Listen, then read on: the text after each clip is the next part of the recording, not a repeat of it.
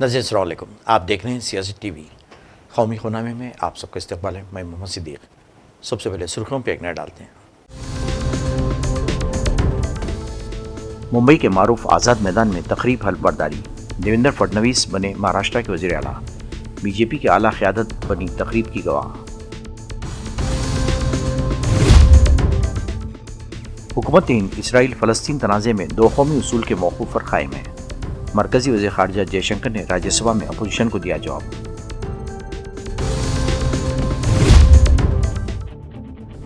कौमी शाहराहों की तामीर में कमी को लेकर हुकूमत संजीदा।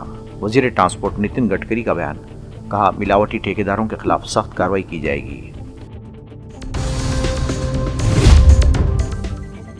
दिल्ली हाईकोर्ट के साबिक़ चीफ जस्टिस मनमोहन ने सुप्रीम कोर्ट के जज के तौर पर हल्फ लिया। कश्मीर में दर्जा हरारत सिफर से नीचे। शुमाली हिंदुस्तान कोहर की लपेट में, जनूबी में बारिश जारी। नहीं सुर्खियां, अब खबरों की तफसील पेश है। महाराष्ट्र के वज़ीर आला और नायब वज़ीर आला के हल्फबर्दारी तकरीब आज मुंबई के मारूफ आज़ाद मैदान में मुनक़िद हुई। देवेंद्र फडणवीस ने महाराष्ट्र के वज़ीर आला के तौर पर हल्फ उठाया। बीजेपी ने देवेंद्र फडणवीस को अपना लीडर मुंतखब करके हुकूमत साजी का दावा पेश किया था, जिससे रियासत में गुज़िश्ता 2 हफ्तों से जारी सियासी कशमकश का खात्मा हो गया। शिवसेना के एकनाथ शिंदे और एनसीपी के अजीत पवार भी इस तकरीब में देवेंद्र फडणवीस के साथ हल्फ उठाने वालों में शामिल थे। बीजेपी की आला क़यादत और बीजेपी बरसर इख्तियार रियासतों के वज़ीर आला भी मौजूद थे। मरकज़ी वज़ीर ख़ारजा जयशंकर ने आज राज्यसभा में कहा कि हिंदुस्तान इसराइल फ़लस्तीनी तनाज़े में 2 कौमी उसूल के मौक़ूफ़ के साथ खड़ा है और दहशतगर्दी की किसी भी शक्ल की मज़म्मत करता है। ऐवान में वक़फ़ा सवालात के दौरान फ़लस्तीन पर हिंदुस्तान के मौक़ूफ़ से मुतालिक एक ज़ीमनी सवाल के जवाब में मिस्टर जयशंकर ने कहा कि फ़लस्तीन की मदद के लिए सालाना $5 मिलियन की इमदाद दी जाती है। Because the question focuses on our position on Palestine, our voting in the UN, the aid sent to Palestine, which I will be very happy to share with you, sir. With regard to our exports to Israel, in particular, any export which is related directly or indirectly to munitions or military sense, that is not information that is in the public domains. Supplementary number 2, Shri P.P. Sunil. The position of the Government of India on the International Court of Justice warrant against Israel Prime Minister Benjamin Netanyahu and former Israel Defense Minister Yoav Gallant and a Hamas leader for war crimes in accordance with international law and rule-based global order. Honorable Minister. Sir, the Honorable Member would be aware that India is not a member of the International Criminal Court. When the International Criminal Court was constituted, the question of our membership was considered. For very good reasons, after a great deal of deliberation, India decided not to become a member.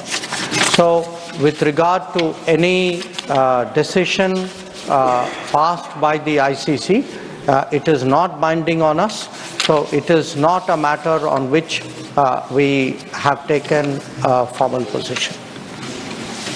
Third supplementary, Shri Tiruchi Siva. Thank you, Chairman, sir. Sir, it's very hard content to know from the Minister that India extends humanitarian assistance to the people of Palestine both bilaterally and through United Nations Relief and Work Agency. But a resolution has come upon 27th of October 2023 in the UN. That is protection of civilians and upholding legal and humanitarian obligations.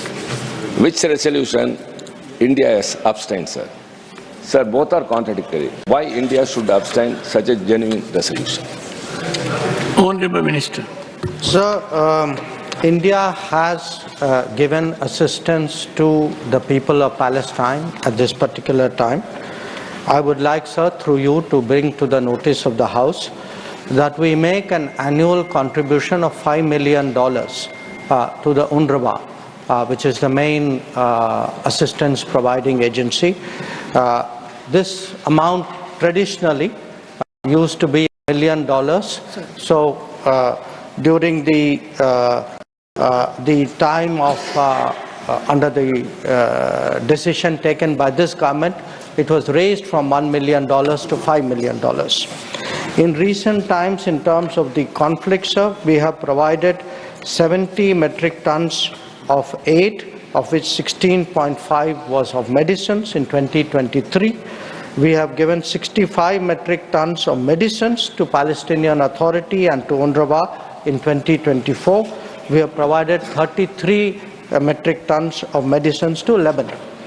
Now, with regard to the particular resolution, sir, which the honourable member referred to, we abstained. In fact, during this period, sir, there have been in the General Assembly a number of resolutions. We have voted in favour of many. We have abstained on some. Generally, when we abstain, the reasons are the resolution is not balanced. The resolution is more divisive. The resolution can set a precedent which has consequences for us. The resolution has larger implications. In this particular case, sir, we felt that the resolution was not well drafted, it was not well considered. We had reservations on the language. Our concerns were not accommodated, and that is why we abstained. Lok Sabha में opposition रहनुमा राहुल गांधी और party के दीगर अराकीन आज मोदी अडानी एक हैं नारा लिखी हुई टी शर्ट पहनकर पार्लियामेंट पहुंचे। इन्होंने सनतकार गौतम अडानी पर बदउनवानी के इल्ज़ामात आयद करते हुए इस मामले की तहक़ीक़ात का मुतालबा किया। मिस्टर गांधी और कांग्रेस के दीगर अराकीन पार्लियामेंट हाउस कॉम्प्लेक्स में हुकूमत के खिलाफ नारेबाजी करते हुए नजर आए। इन्होंने वज़ीर-ए-आज़म नरेंद्र मोदी पर इल्ज़ाम आयद किया कि गौतम अडानी की मदद कर रहे हैं और इस मामले की वसी पैमाने पर तहक़ीक़ात की मांग की है। इस दौरान इन्होंने इंसानी जंजीर भी बनाई। एक सवाल के जवाब में मिस्टर गांधी ने कहा कि मिस्टर मोदी कभी भी अडानी मामले की तहक़ीक़ात नहीं करा सकते क्योंकि वो खुद इस मामले के दायरे में आते हैं। दिल्ली हाई कोर्ट के साबिक़ चीफ जस्टिस मनमोहन ने सुप्रीम कोर्ट के जज के तौर पर हल्फ लिया। सुप्रीम कोर्ट के चीफ जस्टिस संजीव खन्ना ने यहाँ मुनक़िदा एक तकरीब में जस्टिस मनमोहन को हल्फ दिलाया। इस मौके पर अदालत उज़्मा के दीगर जजेस के अलावा कई और दीगर मोअज़्ज़िज़ीन भी मौजूद थे। सीनियर वकीलात के अलावा जस्टिस खन्ना की सरबराही में सुप्रीम कोर्ट के कॉलेजियम ने नवंबर में जस्टिस मनमोहन को सुप्रीम कोर्ट के जज के तौर पर तरक्की देने की सिफारिश की थी। इसके बाद सर जमहूरिया द्रौपदी मुर्मू की रजामंदी के बाद मरकज़ी हुकूमत ने एक नोटिफिकेशन जारी करते हुए जस्टिस मनमोहन की सुप्रीम कोर्ट में बतौर जज तकर्रुरी का ऐलान किया। ट्रांसपोर्ट और कौमी शाहराहों के मरकज़ी वज़ीर नितिन गडकरी ने लोकसभा में कहा कि कौमी शाहराहों की तामीर में कमी को लेकर हुकूमत संजीदा है और इसमें गड़बड़ करने वाले ठेकेदारों के खिलाफ सख्त कार्रवाई की जाएगी। मिस्टर गडकरी ने सवालात के दौरान एक ज़ीमनी सवाल के जवाब में कहा कि दिल्ली मुंबई एक्सप्रेस वे मुल्क की सबसे तवील शाहराह है। इस एक्सप्रेस वे से लोग दिल्ली से 12 घंटे में मुंबई पहुंच सकेंगे। इन्होंने कहा कि कुछ मुकामात पर सड़कें धंस गई हैं लेकिन नीचे की सतह ठीक है और इसमें सही मवाद इस्तेमाल किया गया है। इस रोड की मरम्मत के 10 साल की जिम्मेदारी ठेकेदार के पास है। इन्होंने कहा कि सड़कों में कमी आने पर 4 ठेकेदारों को जिम्मेदार ठहराकर नोटिस दिया गया है और कार्रवाई की जाएगी, किसी को नहीं बख्शा जाएगा। इन्होंने कहा कि म्यार के बारे में कोई समझौता नहीं किया जाएगा। तो SMA करके टेक्नोलॉजी यूज़ की है, उस टेक्नोलॉजी के मुताबिक मटेरियल बराबर डाला है, उसमें बेईमानी नहीं हुई है, पर उसकी जो लेवल थी कुछ जगह पर 1 है और कुछ जगह पर 1 इंच ऊपर है, तो इसके कारण वो बम्प डंप आया है। तो मटेरियल है वो उतना ही है, पर उसके काम में जिस प्रकार की चिंता करनी चाहिए उसमें थोड़ा निग्लिजेंस है। तो उसके लिए मैंने सम्मानित सदस्य को कहा है कि 4 कॉन्ट्रैक्टर को हम लोग इसके ऊपर ब्लैक लिस्टेड करेंगे, उनको टेंडर भरने के लिए मनाही करेंगे कुछ दिनों तक। ऐसी पॉलिसी हमने बनाई कि अगर ऐसी कोई क्वालिटी का काम खराब कॉन्ट्रैक्टर करता है तो उसको 6 महीने या 1 साल तक वो कोई टेंडर भर नहीं सकेगा, ऐसी भी पॉलिसी अब बनाई है। और अधिकारी जो है उनको भी विशेष रूप से हम इसमें कार्रवाई करके उनको भी नोटिस देके सस्पेंड करेंगे। और इसके बारे में किसी की मैं आपको बहुत बताना चाहता हूँ, आदरणीय मोदी जी के नेतृत्व में हमारी सरकार ने और मेरे विभाग ने 50 लाख करोड़ रुपए के काम किए। बेनीवाल जी, आपके भी मैं नाकाम लेके आया हूँ और आप कोई भी कहे कि एक भी कॉन्ट्रैक्टर को अपने सैंक्शन करने के लिए मंत्रालय आना नहीं पड़ा। हम ट्रांसपेरेंट है, टाइम बाउंड है, रिजल्ट ओरिएंटेड है। मैं उसका उल्लेख नहीं करना चाहता, पर मैं पब्लिक सभा में कह चुका हूँ कि कॉन्ट्रैक्ट अगर ठीक नहीं काम करेगा तो बुलडोजर के नीचे उसको डलवा देंगे, याद रखना। यहाँ तक लोगों को समझा है। और मुझे मालूम है कि ये कॉन्ट्रैक्टर को अभी आप देखो इस साल कैसे ब्लैक लिस्टेड होते हैं, इनको बिल्कुल ठोक पीट करके सीधा कर दो। हम किसी के साथ कॉम्प्रोमाइज नहीं करेंगे। श्री अमरा राम जी। मंत्री जी 150 आदमी मरे एक साल के अंदर, 150 लोग सर, 150 लोग मरे सर। ये गलत, ये थोड़ा सा मैं सुधार देता हूँ, 150 नहीं, एक जगह नहीं, एक जगह 150 मरे साहब। पहली बात इस रोड के इसके कारण, माननीय सदस्य पीठ पीछे करके माननीय अध्यक्ष महोदय, ये सड़क में इसके कारण एक्सीडेंट हुआ, ऐसी नोट नहीं हुई है। हमारे देश में 1.5 लाख लोग मरते थे, 5 लाख एक्सीडेंट होते थे। सम्मानीय सदस्य 150 की बात कर रहे हैं, मैं इसलिए दुखी हूँ। 1,68,000 लोग मरे, जो कोई दंगे में नहीं मरे हैं, जो कोई लड़ाई में नहीं मरे हैं। और मैं सदन से सबको आह्वान करना चाहता हूँ कि हर मेंबर ऑफ पार्लियामेंट की अध्यक्षता में हमने रोड सेफ्टी कमेटी अपॉइंट की है। 40,000 करोड़ ब्लैक स्पॉट के लिए डाले हैं। मेरा खुद का एक्सीडेंट हो गया, मेरे 4 बार पैर टूटा है 4 जगह पर। मैं आह्वान करता हूं कि ये बहुत गंभीर समस्या है, इसके अलग अलग कारण है, उसकी चर्चा कहीं ना कहीं जब होगी तो होगी। पर मैं आपके मार्फत सभी सम्मानीय सदस्यों को आह्वान करता हूं कि ये जो मरने वाले 18 से 34 वयोगोट में 60% लड़के लड़कियां हैं, और इनको बचाने के लिए आपके अध्यक्षता में जो कमेटी है, आपके जिले में ब्लैक स्पॉट, इसका रेक्टिफिकेशन, इसमें आप सहयोग करिए। और इस रोड पर भी कोई एक्सीडेंट अगर इसके कारण अभी तक नोट नहीं हुई है, फिर भी इसकी चिंता करेंगे। हायर स्पीड के कारण और ओवर इसके कारण कहीं ना कहीं प्रॉब्लम आए हैं, और अगर कोई है तो उसके ऊपर भी हम चिंता करेंगे।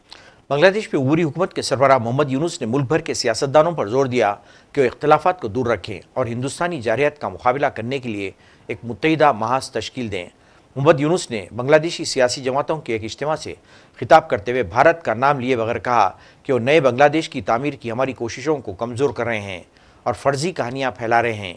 इन्होंने ये अफवाहें ख़ास ममालिक और बाअसर खिलाड़ियों के दरमियान फैलाई हैं। मोहम्मद यूनुस ने इजलास में मौजूद सियासतदानों पर जोर दिया कि वो गलत मालूमात फैलाने की मुहिम के खिलाफ मुत्तहिद हो जाएं। इन्होंने कहा कि यह मामला हमारे वजूद का सवाल है। भूटान के बादशाह ने आज नई दिल्ली में वज़ीर-ए-आज़म नरेंद्र मोदी से मुलाकात की।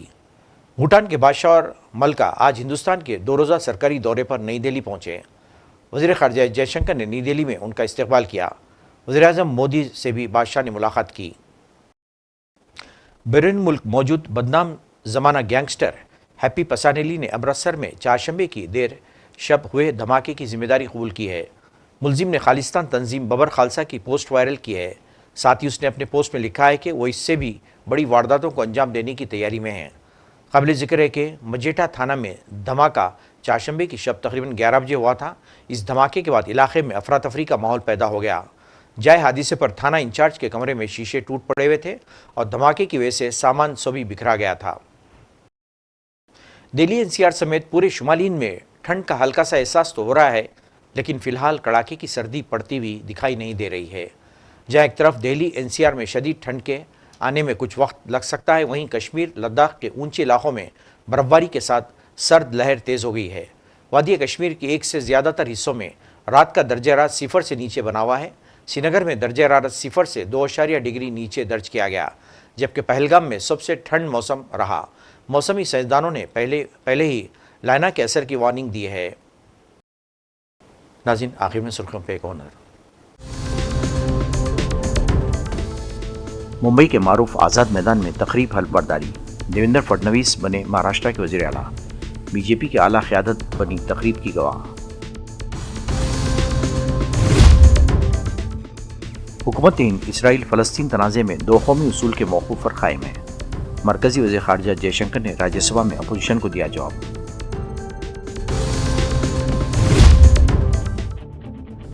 कौमी शाहराहों की तामीर में कमी को लेकर हुकूमत संजीदा। वज़ीर ट्रांसपोर्ट नितिन गडकरी का बयान, कहा मिलावटी ठेकेदारों के खिलाफ सख्त कार्रवाई की जाएगी। दिल्ली हाईकोर्ट के साबिक़ चीफ जस्टिस मनमोहन ने सुप्रीम कोर्ट के जज के तौर पर हल्फ लिया। कश्मीर में दर्जा हरारत 0 से नीचे।